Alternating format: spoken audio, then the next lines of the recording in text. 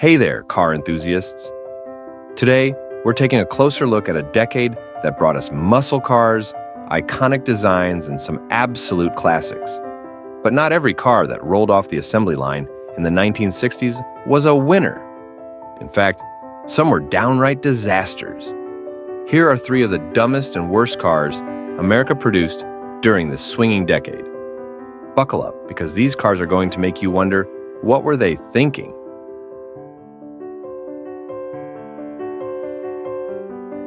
Kicking off our list is the infamous Chevrolet Corvair, a car that was supposed to revolutionize the American automotive landscape, but instead became a symbol of engineering gone awry.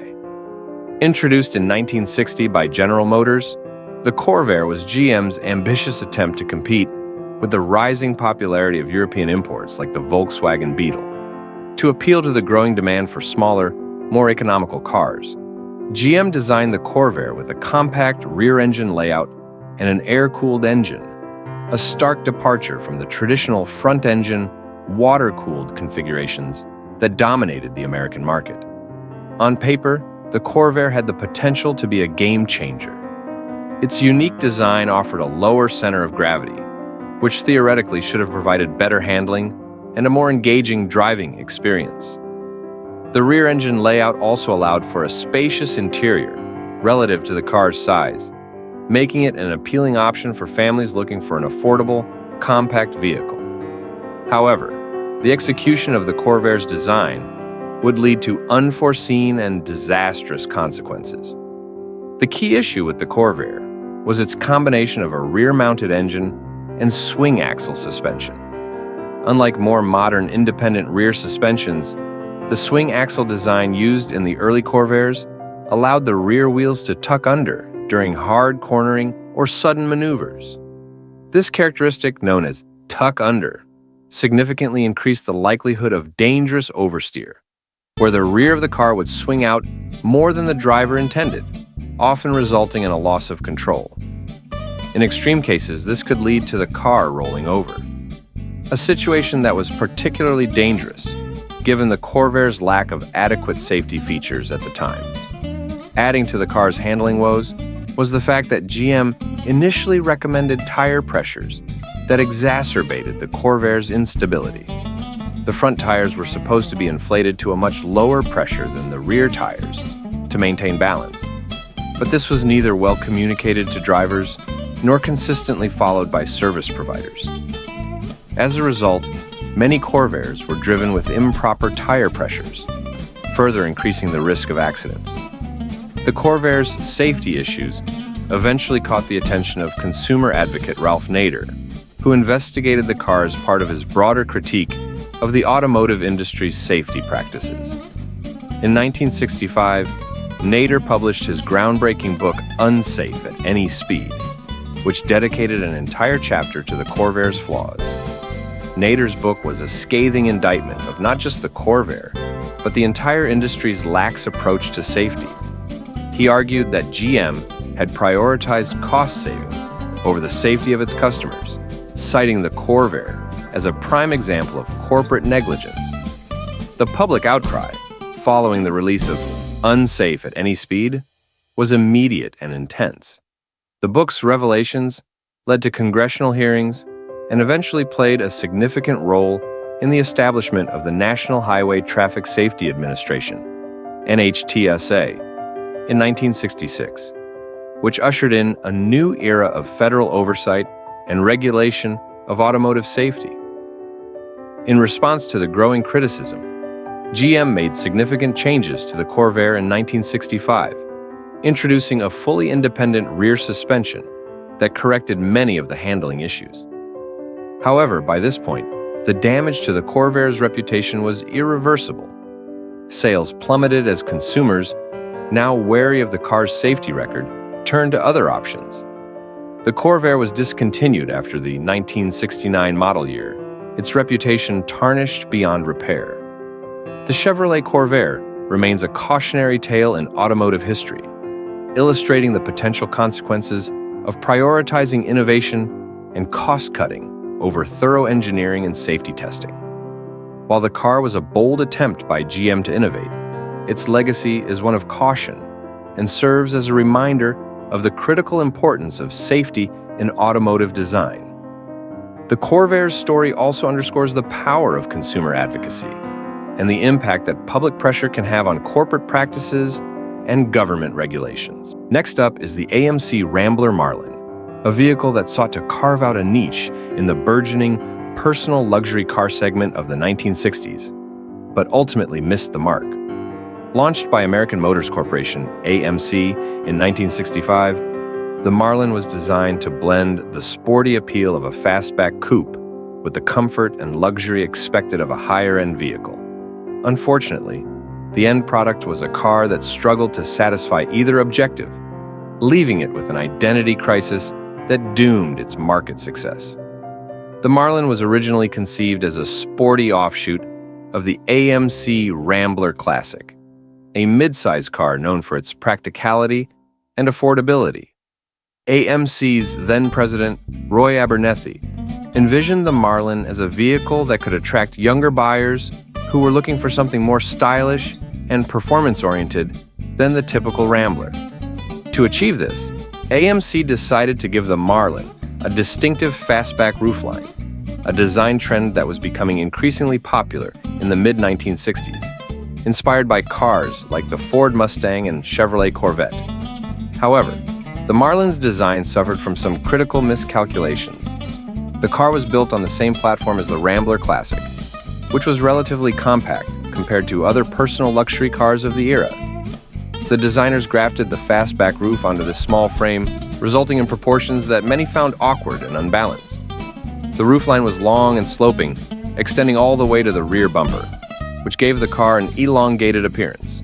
However, the rest of the body, especially the front end, remained largely unchanged from the Rambler Classic, creating a jarring contrast between the sleek roofline and the boxy utilitarian front.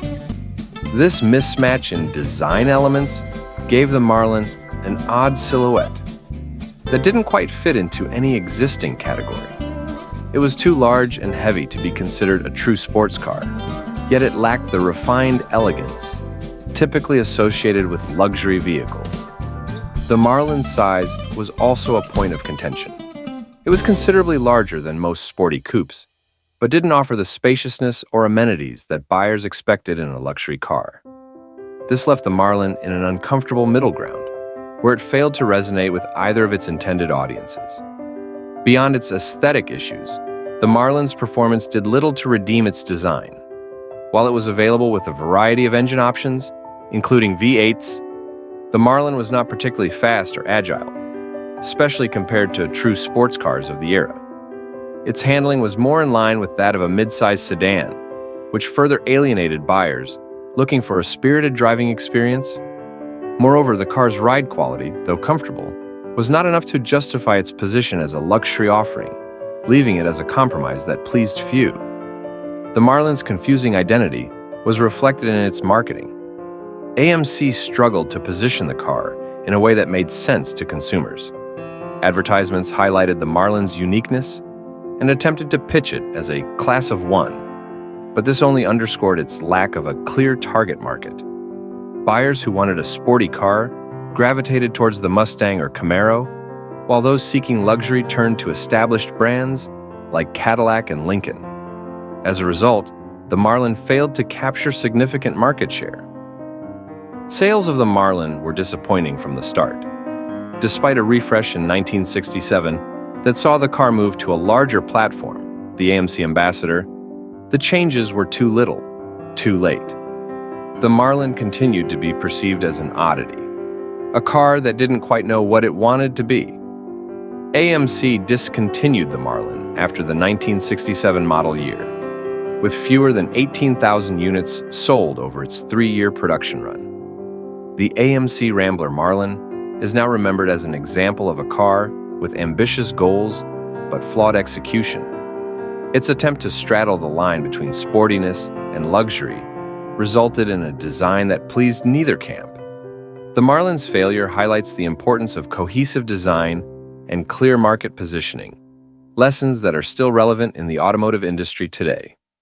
Despite its shortcomings, the Marlin has garnered a small but dedicated following among classic car enthusiasts, who appreciate its uniqueness and the bold, if misguided vision that led to its creation. Although the Edsel technically debuted in 1958, its ill-fated production run extended into the early 1960s, cementing its place as one of the most notorious automotive flops in history. The Ford Edsel, named after Henry Ford's son, was initially envisioned as the car of the future, a vehicle that would revolutionize the automotive market and set new standards for innovation and luxury. However, what was supposed to be a groundbreaking success turned into one of the biggest failures the industry had ever seen. The Edsel's story is a cautionary tale about the perils of overhyped marketing, poor design choices, and the dangers of not understanding market trends. Ford had high hopes for the Edsel when it was conceived in the mid-1950s. The post-war boom had given rise to an affluent middle class, and car ownership was soaring. The market was ripe for a new, luxurious brand that could offer something different from Ford's existing lineup. Ford positioned the Edsel between its main brand and the luxury Lincoln division, hoping to attract customers who wanted more prestige than a standard Ford, but weren't ready to make the leap to a Lincoln. The car was designed to fill this gap, offering advanced features and a futuristic design that would appeal to the burgeoning market of affluent buyers. However, from the outset, the Edsel was plagued by problems, starting with its design. The most criticized aspect of the car was its infamous horse collar grille, an oval-shaped front grille that was meant to be distinctive but ended up being widely panned. Many potential buyers found the grille unattractive, even grotesque, and it quickly became a symbol of the car's failure. The rest of the design didn't fare much better. While the Edsel was meant to look innovative, many critics felt that its styling was disjointed, with awkward proportions and design elements that didn't harmonize well. The car's ambitious design, rather than being ahead of its time, appeared oddly out of place, making it difficult to market. Adding to the design woes, the Edsel's launch was marred by quality control issues. Ford had heavily marketed the car as a technological marvel, packed with advanced features such as push-button transmission controls and a speedometer that glowed in different colors based on speed. However, many of these features were plagued by mechanical problems. Cars were shipped with missing parts, misaligned panels, and malfunctioning electronics. In an era when American consumers were starting to expect high levels of reliability, these defects were unforgivable. Instead of being the luxury vehicle Ford promised, the Edsel was seen as a car that didn't live up to the basics of quality and dependability. One of the biggest mistakes Ford made was in its marketing strategy. The Edsel was introduced with an unprecedented level of hype. Ford ran a massive marketing campaign, teasing the car for months before its official release. The public was led to believe that the Edsel would be a revolutionary vehicle, unlike anything they had seen before. This created unrealistic expectations that the car could never meet. When the Edsel finally hit showrooms, the reaction was one of profound disappointment. Customers who had expected a revolutionary new car were greeted by a vehicle that looked strange and was riddled with problems. The overhyped launch backfired spectacularly, turning potential customers away in droves. Pricing was another area where the Edsel failed to hit the mark. Ford priced the Edsel higher than its Ford models, but not high enough to compete with the luxury Lincolns, creating a confusing pricing strategy that didn't attract buyers from either end of the market. At a time when consumers were becoming more value-conscious due to economic downturns, the Edsel's pricing didn't offer enough of a perceived benefit to justify its cost. Consumers felt they could get better value for their money with other brands, and the Edsel struggled to find a niche. The Ford Edsel remains a cautionary tale in the automotive world, representing the dangers of ignoring market research, overpromising, and under-delivering. It's a reminder that even the most powerful brands can stumble when they lose touch with consumer desires and expectations. While Ford has long since moved on from the Edsel, the car's legacy endures as a case study in how not to launch a new vehicle. Today, the Edsel is both a collector's item and a symbol of one of the most infamous chapters in automotive history. And there you have it, 3 of the dumbest and worst cars to hit American roads in the 1960s. These vehicles might have been well-intentioned, but they missed the mark in spectacular fashion. Have you ever seen one of these cars in person? Let us know in the comments. And don't forget to subscribe for more deep dives into car history.